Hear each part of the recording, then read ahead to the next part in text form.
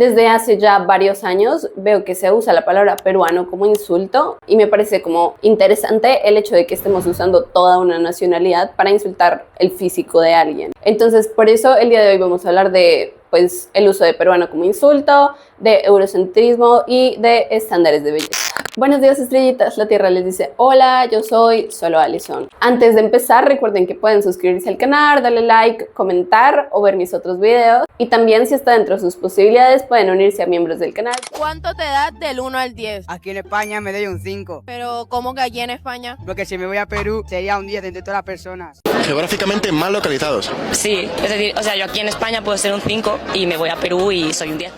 No pude encontrar realmente como desde qué momento del internet se ha empezado a usar esta palabra como insulto, pero sí he visto que como los inicios de este insulto se le atribuyen a personas españolas que le decían a personas con rasgos andinos, indígenas, que se veían peruanos. De hecho, no sé si han visto ahorita en TikTok, pero se ha puesto de moda en España insultarle a la gente diciendo tienes cara de peruano. También podemos encontrar videos de personas diciendo como ay, ok, aquí en mi país soy un 2, pero en Perú soy un 10. Como si, no sé, como si en Perú no hubiese gente linda o algo así. Y tristemente no me sorprende tanto que una persona europea no pueda ver como el colorismo y el racismo en este tipo de expresiones. Pero sí me parece curioso cuando este tipo de insultos vienen de otras personas de Latinoamérica. Porque si abrimos cualquier libro de historia latinoamericana, sabemos que obviamente en Latinoamérica hubo un fuerte proceso de mestizaje y todos venimos de raíces blancas, raíces afro y raíces indígenas. Y para las personas que piensan que el racismo y el colorismo ya no existen o que no existen en Latinoamérica, les voy a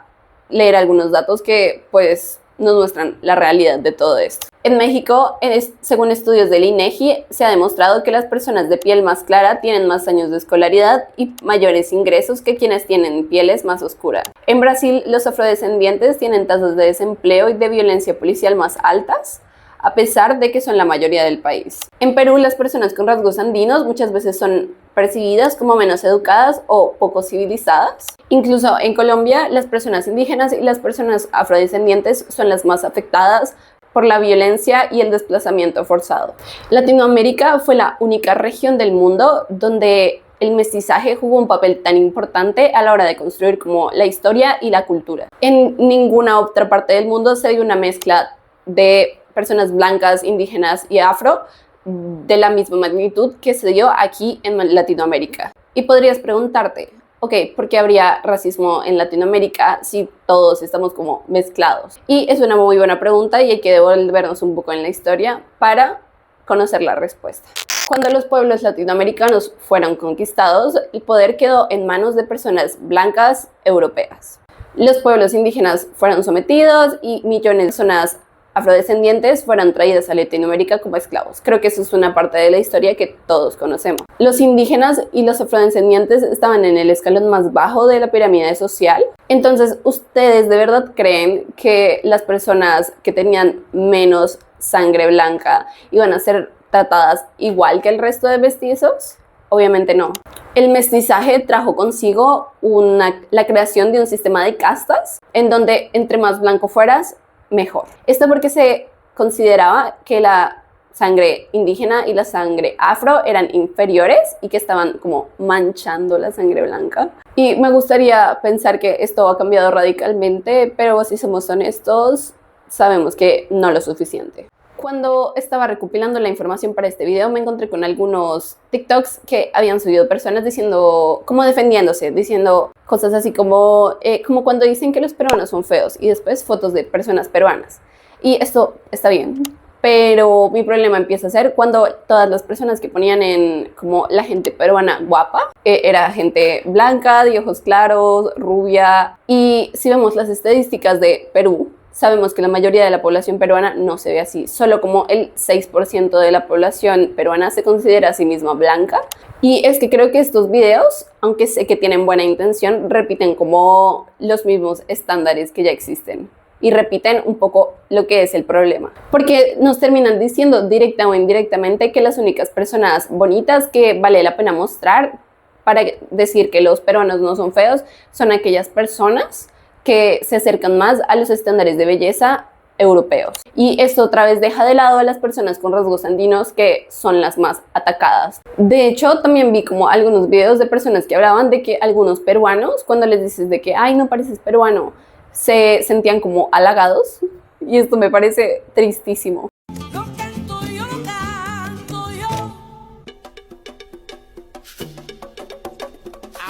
Pero otra vez, todo esto está causado por el eurocentrismo, entonces les voy a hablar de eurocentrismo desde dos puntos, desde el punto de la estética y desde el punto de los estándares de belleza.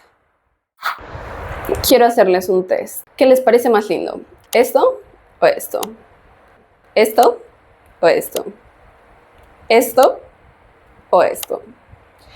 Si la mayoría de sus respuestas fueron A, déjenme decirles que sus gustos están bastante atravesados por los estándares eurocéntricos. Hace un par de meses ya se hizo viral como este caso de un grupo de influencers que llevaron a Machu Picchu, y una de ellas, que se llama Laura Espolla, usó un outfit fucsia y como que a las otras influencers no les pareció, entonces como que la dejaban de lado, le sacaron de algunas fotos y así. Y hasta una de las influencers llegó a decir que el outfit de Laura era un calambre en el ojo. Tenía un outfit demasiado chillón para subirse a las ruinas de Machu Picchu, porque era un calambre en mi ojo, así le dije, porque realmente yo me he visto neutral, yo soy consciente con el turista que va a Machu Picchu, no le pongo un punto fucsia en sus fotos.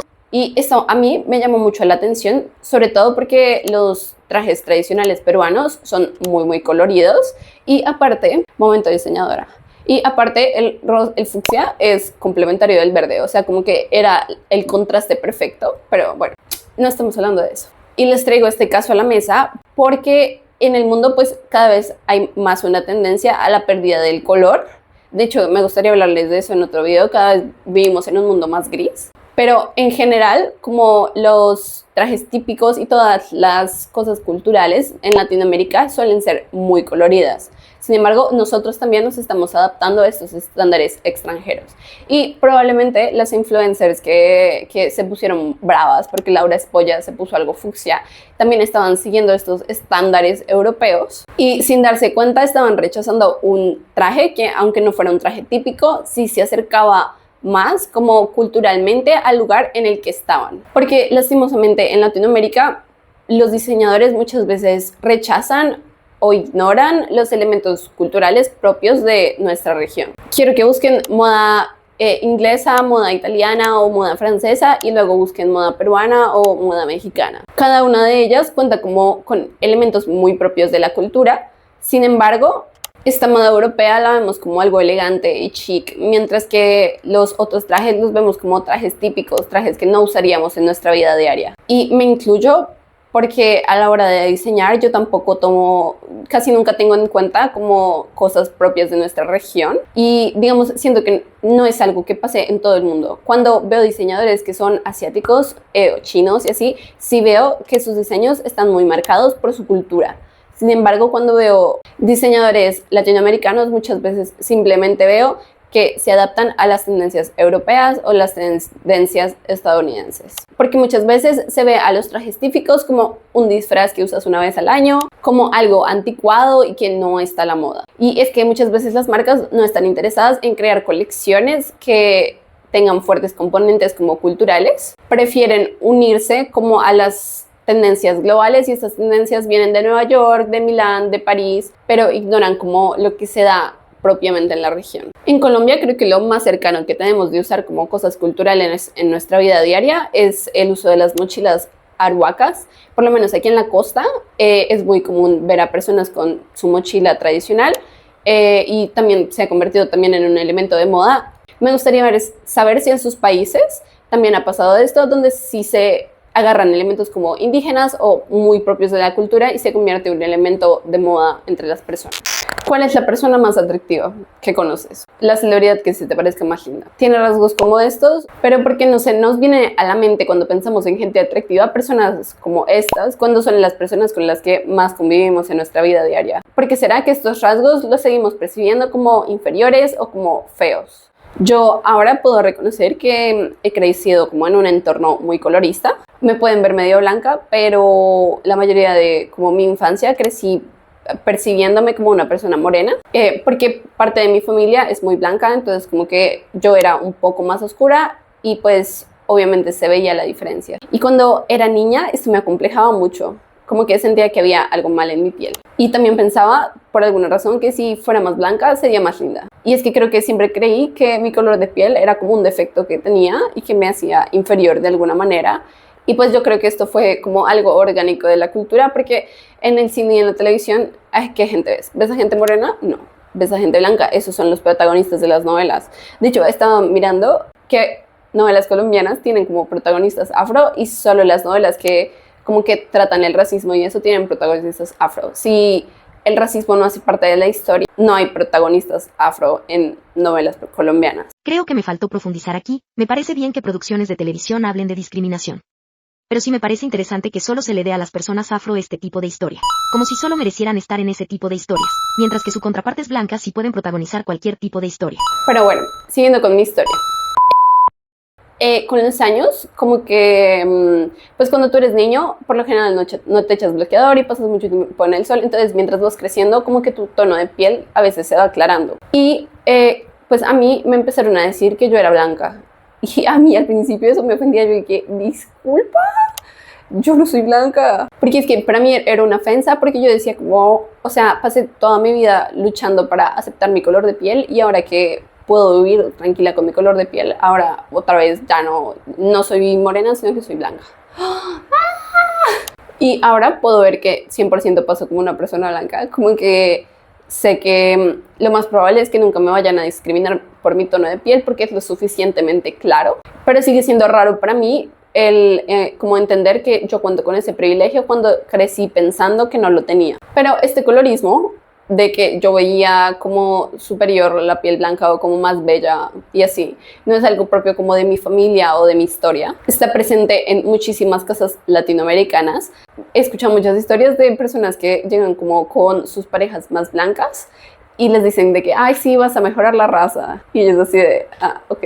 Dejen de ser tan hipócrita. And it's the truth. And if you're racist, don't pretend to like us and really not like us. Tú eres muy linda para casarte con un negro, mi amor. Tú tienes que mejorar la raza. Ay. Pero, mi amor, esas facciones que tú tienes, the same thing with the nose. I've heard it all. And they make sure that you know that you are the darkest one. It's like, I see, I got eyes. Y'all ain't got to tell me. I know. Las personas que son de ojitos claros, rubias, blancas, siempre son percibidas como más bonitas. Mientras que las personas que son afro, que son mestizas, que tienen rasgos indígenas, siempre son percibidas como, ay, eres bonita para ser afro o eres bonita para ser indígena. Como si estas fueran condiciones de fealdad, ¿sabes? Por ejemplo, hoy en día está de moda el método curly, como que todas quieren tener como sus rizos bonitos y así, y yo soy fan de eso. Pero esto es muy reciente. De hecho, bueno, digamos, mi mamá es crespa y lleva 20 años, 30 años alisándose el pelo porque siempre fue percibido como feo, como pelo malo. Y mi mamá ni siquiera es tan crespa. Las personas que son afro de verdad han luchado con ese estereotipo de pelo malo muchísima parte de su vida, porque además el pelo afro también les cerraba oportunidades laborales porque se percibía como menos formal o como que no era apropiado para el trabajo. Y me gustaría creer que ya nadie piense así, pero hay personas que siguen pensando que el pelo crespo no puede ser profesional. Mujeres, estas son las razones por las que deberías de tener el pelo lacio. El pelo lacio te da una imagen de profesionalismo, seguridad, seriedad y formalidad. Entonces, después de toda esta información, quiero preguntarles algo. ¿Para ustedes tiene sentido que nuestro estándar de belleza aquí en Latinoamérica sea cuando la mayoría de personas se ven así? Si pensamos en, pues no sé, los estándares de belleza de Corea, que son súper estrictos. Sus estándares no son como los estándares de belleza gringos. Sus estándares están creados para su región, o sea, pero en Latinoamérica sí tenemos como los mismos estándares de belleza gringos y europeos, a pesar de que la población no se ve gringa ni europea. Para mí no tiene sentido que los estándares de belleza sean así, pero lastimosamente seguimos viviendo en una sociedad muy eurocéntrica y va a ser muy difícil que nos despeguemos de este pasado que llevamos cargando siglos. Sin embargo, creo que sí podemos como empezar cuestionándonos, preguntándonos, ok, ¿qué estoy leyendo? ¿Qué música estoy escuchando? ¿Qué cine estoy consumiendo? ¿Qué tendencias de moda me gustan? ¿Por qué? ¿Y por qué no estoy consumiendo estas mismas cosas aquí en Latinoamérica? Porque me gusta el pop y el rock en inglés, pero no me gusta el vallenato. porque consumo cine francés, pero el cine colombiano no lo consumo. Me gustaría que nos empezáramos a preguntar esas cosas. Así que si les gustaría que hablara más de esto, díganmelo. Estoy abierta como a hacer más investigación. Este video fue como de investigar mucho y de cuestionarme mucho yo, sobre todo como diseñadora, lo que les decía, que yo muy rara vez incluyo como cosas culturales colombianas. Siempre estoy buscando como la inspiración en... prefiero ir a buscar inspiración a China que voltear a mirar mi propia cultura. Y siento que es algo que deberíamos hacer más. Espero que les haya gustado el video. Fue muy interesante para mí hacerlo. Quiero ya retomar los videos como siempre. Déjenme su opinión en los comentarios. Y ya. Bye.